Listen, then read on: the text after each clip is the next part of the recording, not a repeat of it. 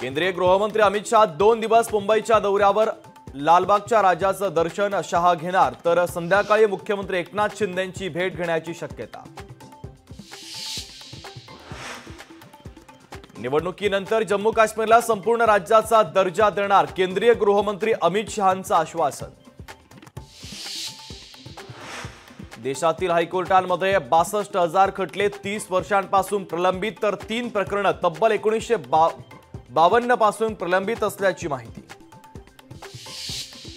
Credit debit कार्डनं payment करणं महागात पडण्याची शक्यता। 2,000 पर्यंतच्या पेमेंटवर 18% जीएसटी लावण्याचा केंद्राचा विचार।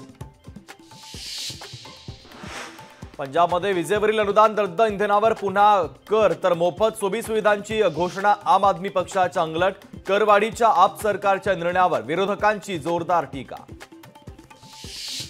मणिपूरमध्ये पुन्हा एकदा हिंसाचाराची घटना, 2 सशस्त्र गटांमध्ये झालेल्या गोळीबारात 5 जणांचा मृत्यू।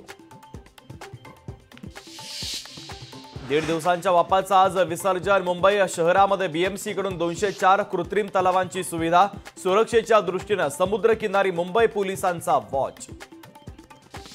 पॅरालिम्पिकमध्ये भारताची घोडदौड सुरूच। भालाफेकमध्ये नवदीप सिंहला गोल्ड मेडल तर 200 मीटर धावण्याच्या स्पर्धेत सिमरन शर्माला ब्रॉन्झ पदक। लोकशाही मराठी ऐका, पहा, जागरूक रहा।